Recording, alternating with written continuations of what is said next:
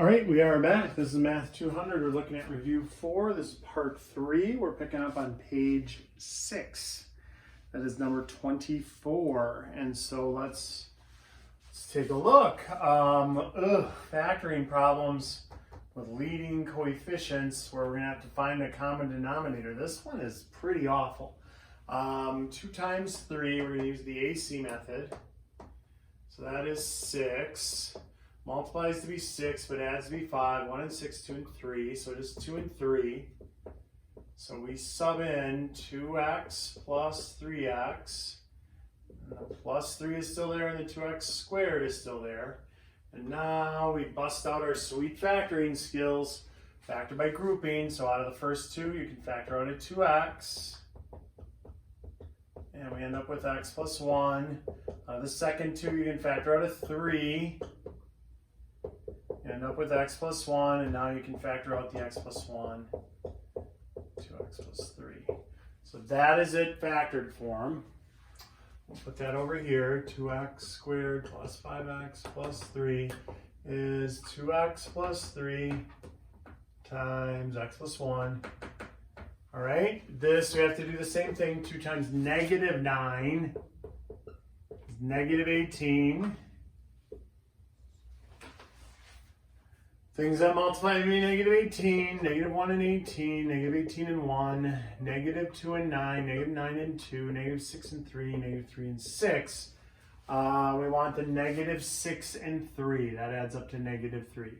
So you get 2x squared minus 6x plus 3x minus 9. Factor a 2x out of the first 2. So that's x minus 3. Factor a 3 out of the second 2. That's x minus 3. Factor the x minus 3 out. And so that is the second one. Factored 2x squared minus 3x plus 9 is x minus 3, 2x plus 3. All right, so when you're finding the LCD, you take what they have in common. They both have a 2x plus 3.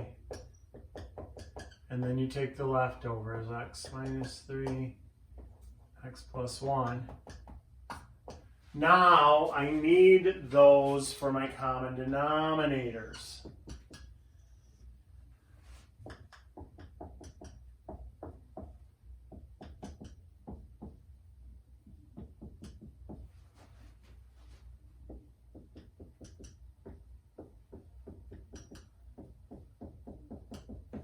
Alright, so yoinks. Let's write this in factored form, a little less drawn out here.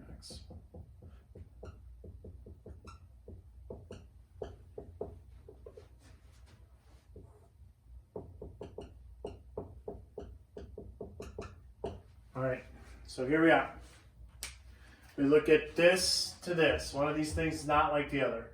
Look, 2x, the 2x plus 3, 2x plus 3, x plus 1, x plus 1. So it is missing an x minus 3. So that's what we're going to add to the bottom, but then we have to also multiply that on the top. And so we get 3x minus 9 on the top. This got the 2x plus 3, got the x minus 3, doesn't have the x plus 1. Multiply that on the bottom, multiply that on the top. It's 7x squared plus 7x. And now we're just going to combine up the like terms. So not at all an easy problem, pretty difficult. So we got 7x squared by itself, 3x goes with 7x, it's 10x, and minus 9. And there is our answer, zoinks.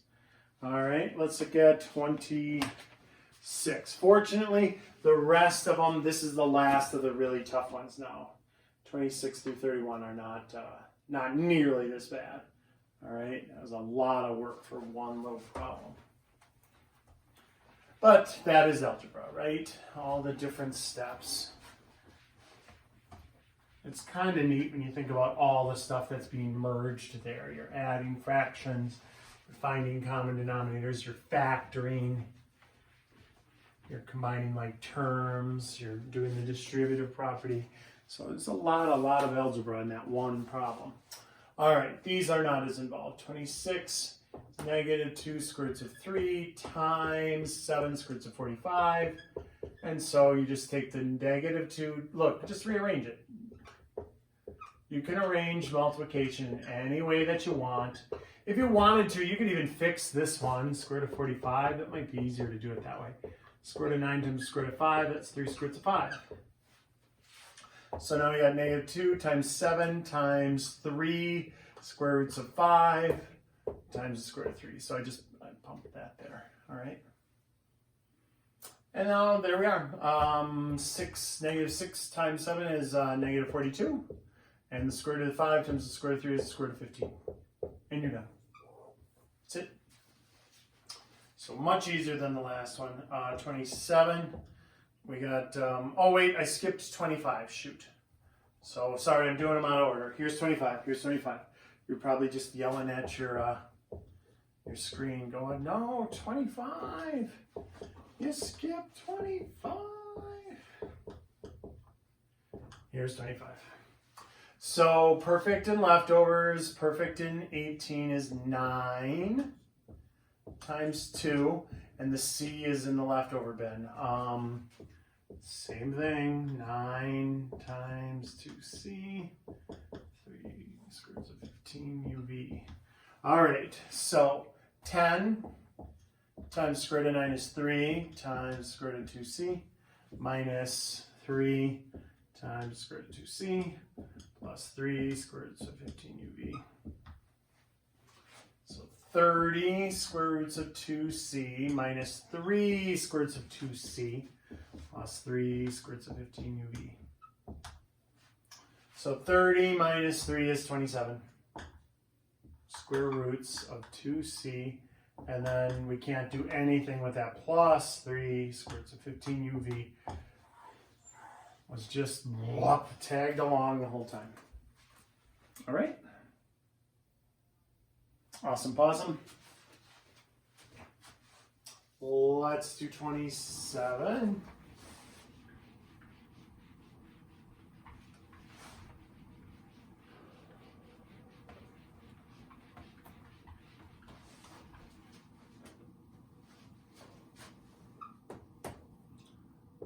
Three minus 2 square roots of 5, 7 plus the square root of 5.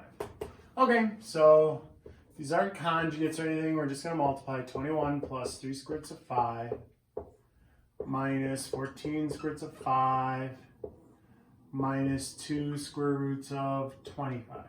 But the square root of 25 is 5.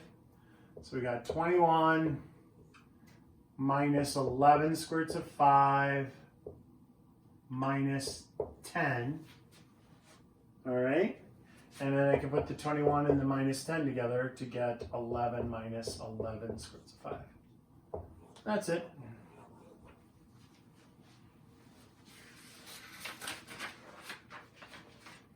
All right, 28. We got, now this one looks harder than it is. It is not as bad as it looks. Because look, we can write this all under a square, the same square root. And now look at what happens. The 10 goes into 90 9 times. N3 on top, N13 on bottom. They cancel 1 for 1. So 3 of them die off. So that's N10 on the bottom and still under the square root sign. So now you just do the square root of 9 is 3. And the square root of n to the 10th is n to the 5th. And you're done.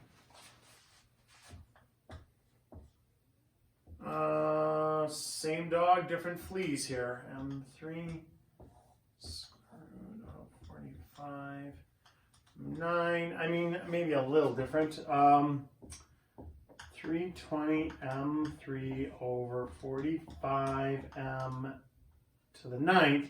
So this time I've got to divide top and bottom by 5. 45 doesn't go evenly into it like that. So it's a little harder, but not that much because that's a 64. The M3 cancels with the M9. We get M6. Remember, it's just canceling. There's 3 of them and 9 of them, so 3 of them die. So 6. and then 9. And that's still under the square root sign. So you do the square root of 64, that is 8. You do the square root of 9, that is 3. You do the square root of m to the 6th, that is m to the 3rd. M to the 3rd. All right. Lovely, doubly.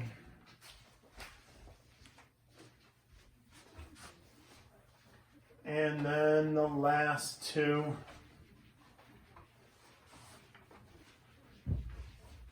I'm going to tweak the time a little bit, give you guys a little more time on this one, because it is pretty labor intensive. There's a lot of tedious kind of problems on this chapter. All right, so 30 is 14 over the square root of 34, and you can't have the square root in the bottom, ever. We want to rationalize the denominator. That's how we're going to simplify that. So we multiply top and bottom by the square root of 34. And now we get 14 square roots of 34 on the top, and the square root of 34 times the square root of 34 is just plain 34. All right? But now we can reduce that, because now this is out of jail, that's out of jail. You can reduce by 2. So we got 7 square roots of 34 over 17. And that's it.